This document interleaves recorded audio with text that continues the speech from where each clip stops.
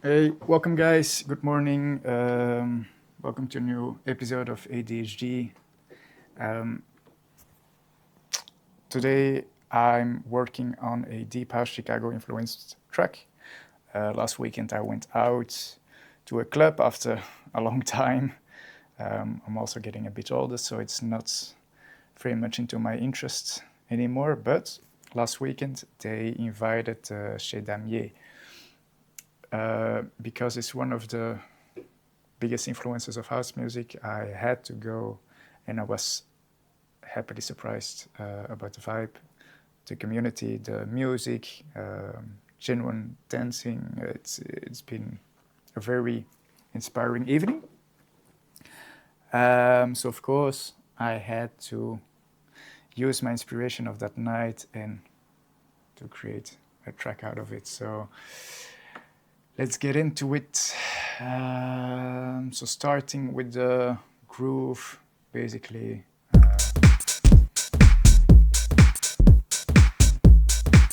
Simple.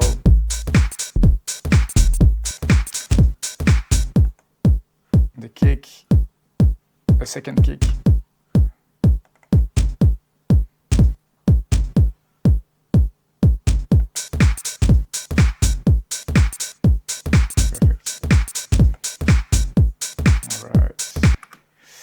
Going right into the percussions,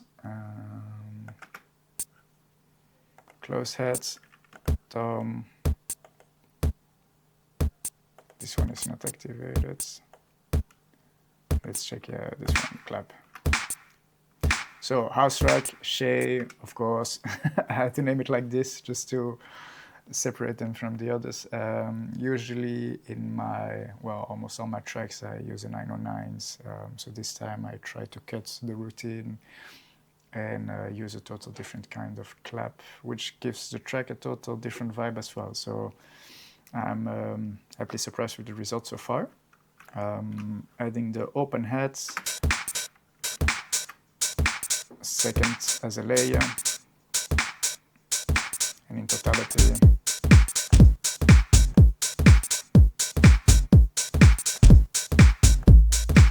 the bass line. So diving into the bass line, it's quite a simple line, and I assigned a couple of LFOs on the filter contour and also on the envelope of the sustain. Most of my tracks are built around the Moog. It's actually lately one of my favorite plugins for bass lines. It has a very special character and warmth as well. Even if it's a VST, it sounds really amazing. And it's available on the Universal Audio. So it's highly recommended. I like it.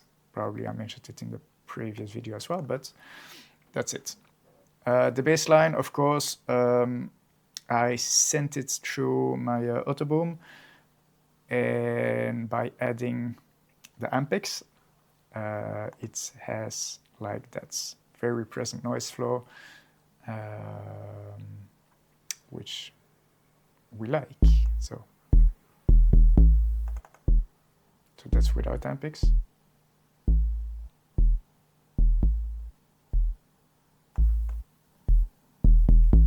Cool, I like it.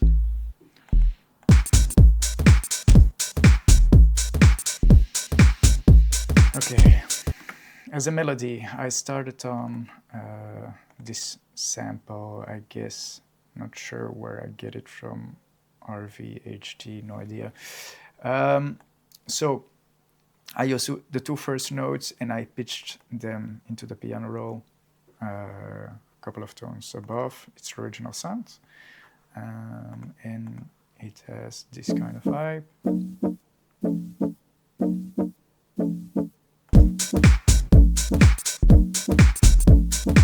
Cool, housey. Nice vibe, but I wasn't sure about this one, so maybe I can try, or I can use this for another occasion. But after a while, the direction of the track change more into this. So stabby, lovely, lovely sounds with a very long chain, which I will dissect in a second. So let's open it up. Alright, here we go. Okay, let me turn down or turn off this one, the panning. So on many of my tracks I use a filter delay. It's a very nice tool. It's enabled on stock plugin. It creates these types of delays, like really, really detailed feedbacks, depending how you use them, but on the left channel and on the right channel. So for this occasion I use the interval of 6. The first LFO is assigned on the left side, swerving through the this region of the frequency spectrum. Very fancy word. I'm not even sure if it's correct, but it swerves around, which creates this nice little detail. And the feedback on 92%. It seems high, but it's actually really okay because it's so. These are such minor details. You have to put the level quite high. So that's nice. I assigned a second LFO on the actual first LFO, so on the shape. So depending on the percentage of this one, it will change through the type of the first LFO. I discovered it quite recently, so it's a nice result. Even if you want to create even more randomness, that's a nice way to do it. The third LFO is assigned on the right channel, just a percentage movement of 18%. Very low value. As you can see, it was moving over here. That's for this one, and even the panning, I don't remember. I made this choice. But it could. I could delete it. So, or maybe not. Stupid of me. Why?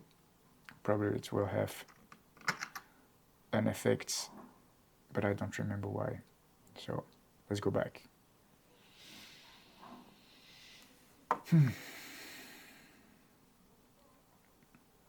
Okay, here we are. So that's for the filter delay. Adding a new echo behind the delay, so a delay functioning on other delay. This one has also an LFO set on the high-pass filter, so the effect, the delay frequency or filter in this case will change. So we want change, and we want change in the music, which creates interesting moments inside the track. The input, I also put it on 28 dB and the output on -16. So let's listen that in solo. So this should be the original value. By adding more signal into this one, you will notice a lot of distortion. And I turn down the output just to create a little bit of balance.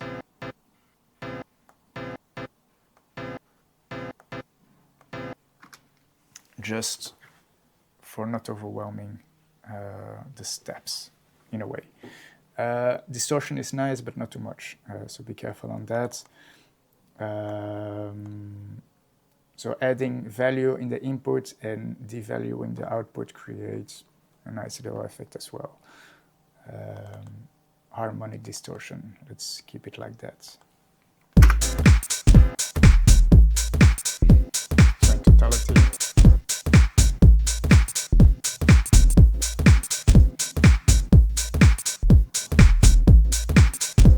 this one I can turn down.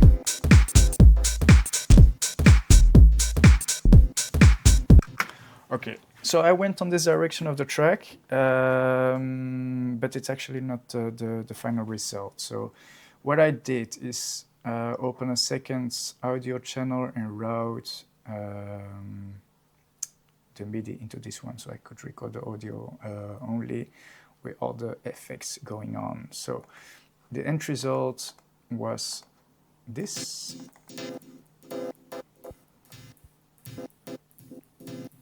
Constant movement. I recorded quite a long line just to keep it interesting.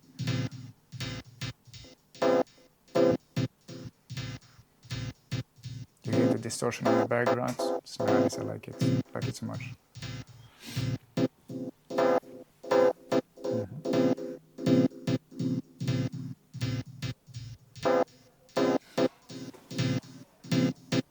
A little sip of my coffee.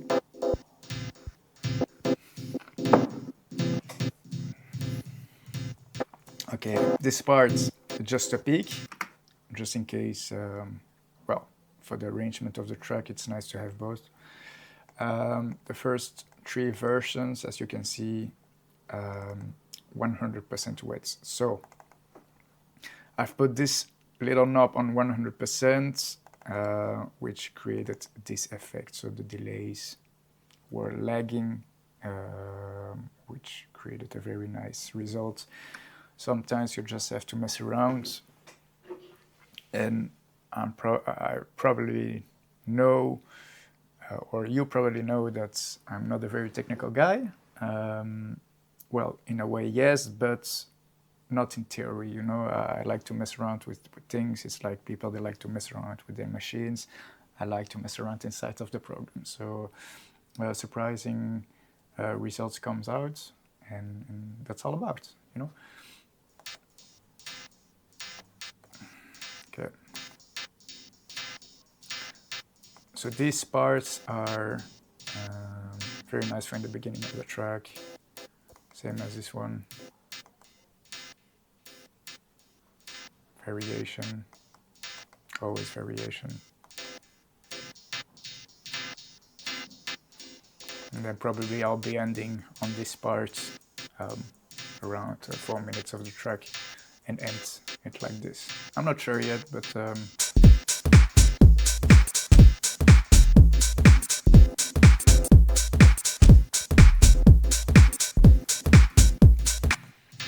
also adding value through descent and return. So this one, if you remember correctly, it's the Know Your Compression. Well, I named it like this, I don't know why, but it's the UAD compression. I probably showed it in a couple of previous videos. Let's open that one up. So yeah, here it is. Nice tube. Okay.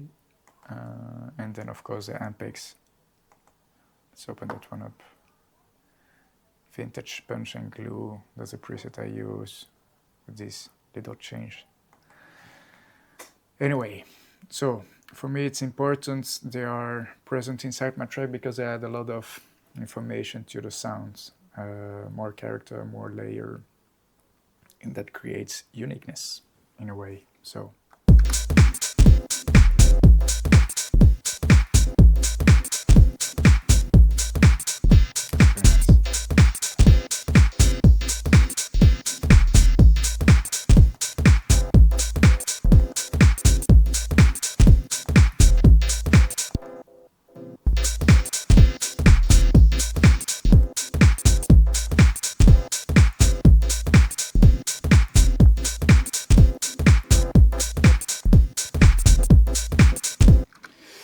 So yeah, maybe I will include the original part as well, but maybe with the auto filter on, so it's on the background of the track.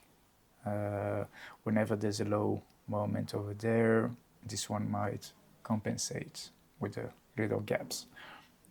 That's about it. Hope you enjoyed the video.